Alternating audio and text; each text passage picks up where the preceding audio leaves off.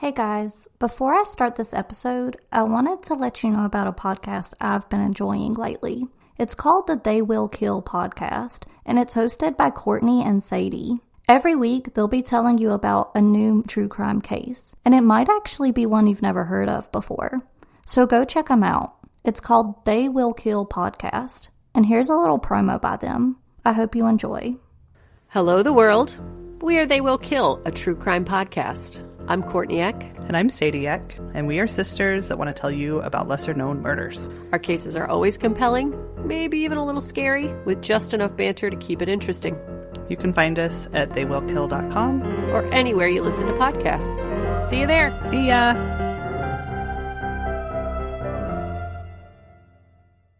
And now, back to the episode.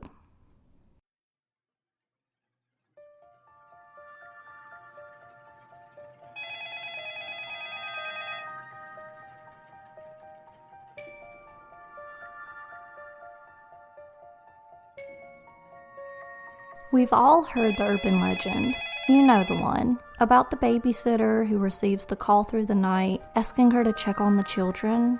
After checking on them multiple times, the voice on the other end of the line gets more frightening. The story ends with the babysitter discovering that the caller is actually inside the house, and he eventually murders her. This urban legend dates back to the 1960s and has been retold many times throughout the years. Although no true story has definitively been linked to this urban legend, there have been many babysitting cases over the years that have ended in murders or disappearances like this story. One occurred during the week of Halloween in 1953, and it's one of the most mysterious missing persons cases that is still unsolved. Today, we're discussing a case that has went unsolved for decades, despite multiple leads and even a connection to an infamous serial killer. On October 24th of 1953, Evelyn Hartley became one of the missing.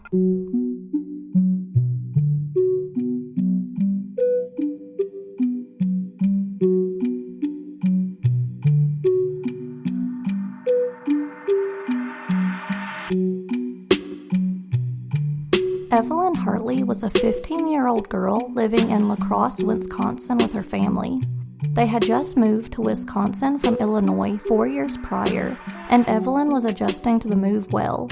She was described as being a brainy girl who was an honor student, very interested in science, and she even did some of her own experiments at home.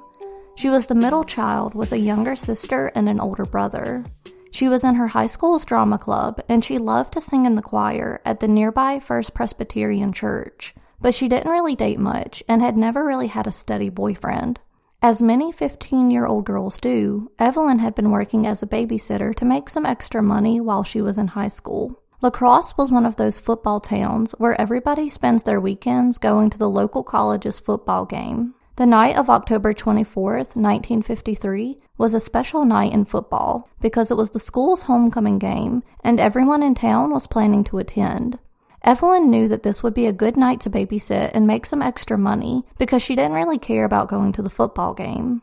The Rasmussen family lived nearby and happened to need a babysitter that night, as their usual babysitter was also planning to attend the homecoming game with them.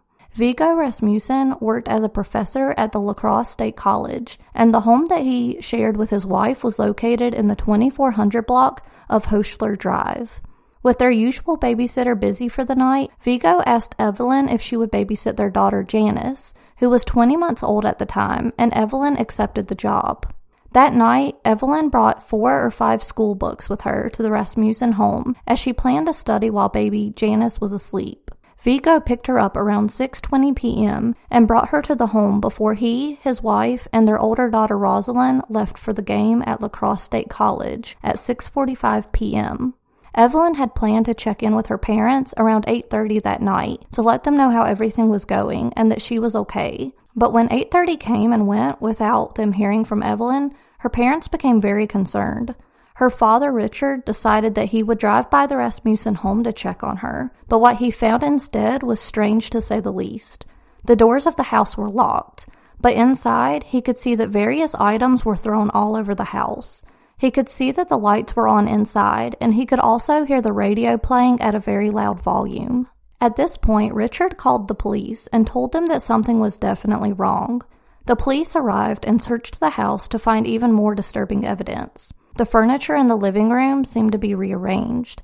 Evelyn's school books were all over the floor, and one of her shoes laid in the middle of the floor next to her glasses, which had been broken. Luckily, baby Janice was upstairs in her crib and was unharmed. The police eventually found Evelyn's other shoe in the basement, as well as signs of an abduction. All of the windows in the house were locked, except for one in the basement towards the back of the house. The screen for that particular window had been removed and placed against the wall on the outside of the house. A stepladder had also been positioned against this window, and it was a ladder that belonged to the Rasmussen family. 3 other windows nearby had signs that someone had tried to pry them open, but only that one had been unlocked and was able to be opened. There were footprints from a sneaker near the basement window, as well as in the living room. The police found a large amount of blood near the window and in the yard, and it was determined to be the same blood type as Evelyn's.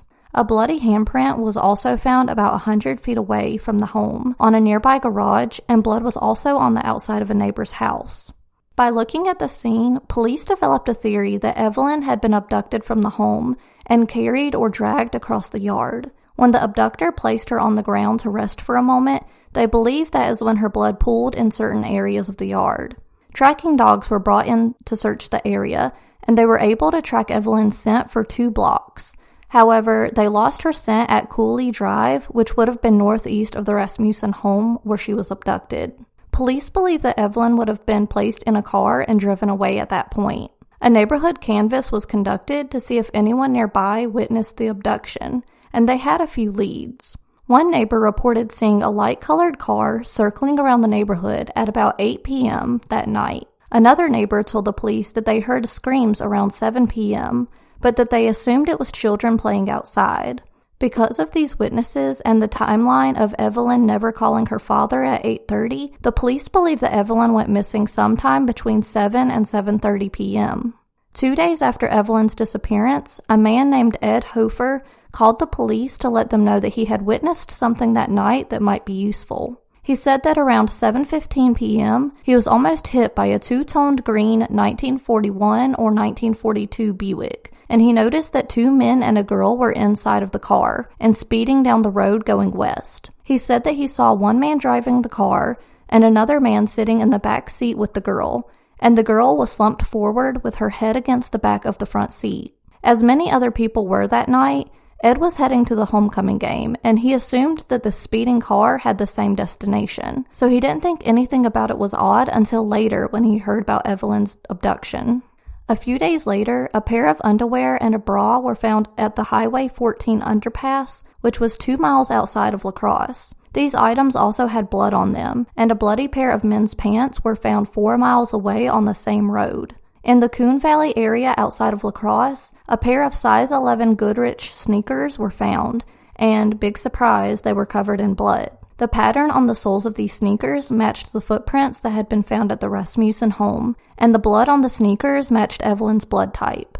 Inside of one of the sneakers, a single strand of hair was found, and the police believed it was from an African American. Police spoke with the Goodrich Company to learn about this particular shoe and where it was manufactured. The shoe collection was titled the Hood Mogul, and it was sold in Wisconsin, Iowa, Michigan, Minnesota, and Illinois. Police were then able to discover that 2 people were currently wearing the shoes and that they were too small for one of the wearers. Based on a distinct impression in the soles of the shoes, it was determined that the suspect often drove a Whizzer motorbike, but they were unable to connect this lead to any suspects. In the next few weeks and months, thousands of people came out to search for Evelyn, and it has remained one of the largest searches in Wisconsin history. Polygraph tests were ordered to be given to every teacher and student at her school, but after this plan turned into a large controversy, only 300 of the staff and students were actually given the test. Gas station attendants were also told to check customers' cars for any bloodstains, and after checking them, they would slap a sticker on the back of the car that said, "Car is okay." Police also took the bloody clothing that they had found to 31 different communities in the area, but no one recognized them. Evelyn's family received 2 calls from a man who offered to trade information about Evelyn's case in exchange for $500. The police eventually located this caller and identified him as a 20-year-old man named Jack Dufresne. As suspected, he knew nothing about Evelyn's case, and he was charged with extortion. Although Jack didn't know anything, a few suspects have been questioned over the years, including a man that you may have heard about before. Edward Theodore Gein was visiting relatives in La Crosse at the time of Evelyn's disappearance, and he was just a few blocks away from the Rasmussen home on the night of her abduction. Ed Gein would eventually be charged for the murder of 2 women and declared mentally insane. Police announced in November of 1957 that Ed Gein was no longer a suspect in Evelyn's case, and he died in a mental institution in 1984, but always denied having any involvement in her case. Due to the circumstances of his crimes, Ed Gein's property had also been dug up to find other bodies, but Evelyn's wasn't one of them. In 2004, a very strange thing happened that would bring up even more suspicions about the case. A man named Mel Williams told the police that he had been at a bar years earlier and had accidentally recorded a suspicious conversation between 2 men at the bar. His plan had been to record the band that was playing that night, but instead he picked up this conversation between 2 men who were discussing the abduction of Evelyn. One man admitted that he had abducted Evelyn and said that his accomplice had died by suicide not long after the abduction happened. The man stated that he took Evelyn to Lafargue, Wisconsin, where he murdered her and buried her with his accomplice. This man eventually noticed that Mel was recording him and told him to turn it off, and this is where the conversation reportedly ended. This man who confessed to the abduction would eventually die, which meant that both of the men who may have kidnapped Evelyn were both deceased. The names of these men were Clyde Peterson and Jack Galfair. Evelyn's parents eventually stated that they had given up hope of ever finding out what happened to their daughter, and they no longer wanted to read about her case. They eventually moved to Portland, Oregon in the 1970s, and they have since both passed away. Viggo Rasmussen also spoke with the press over the years and has stated that he's haunted about what might have happened in his home on the night of Evelyn's abduction. There are many theories surrounding what could have happened to Evelyn. One theory is that she wanted to run away, but I think the evidence shows that she didn't just willingly leave the house. She had just arrived for a babysitting gig, and I highly doubt that she would leave a 20-month-old alone and then somehow cut herself enough to bleed all over the house and yard in an attempt to run away. The next theory is that the Rasmussen family or her own family set Evelyn up to be kidnapped. But I also think this is an outlandish theory. There's no evidence that there was any reason for either family to want to harm or get rid of Evelyn in that way. So I think the last theory is the one that seems most probable and most likely.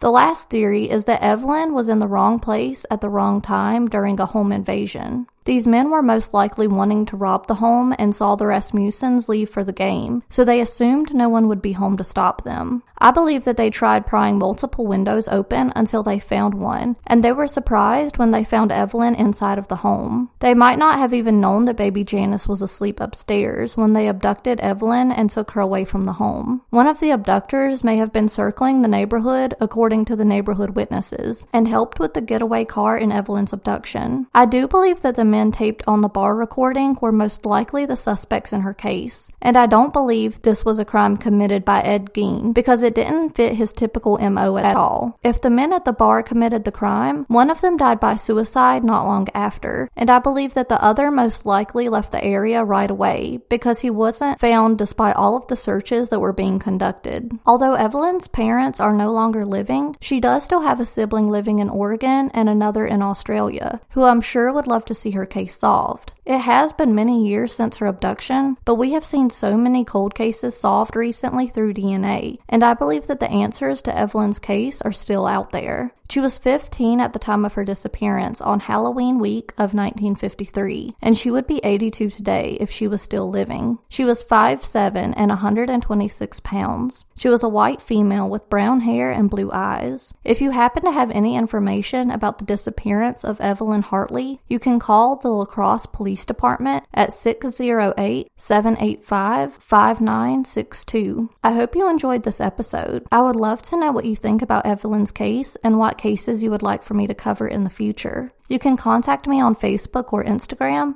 by searching for Missing Souls Podcast. Also, if you love true crime and spooky things, make sure you check out my new podcast with my friend Rhiannon by searching for Gilmore Girls Podcast. Stay safe this Halloween weekend, and maybe don't babysit. Until next Monday, I'm your host, Savannah Robbins, and I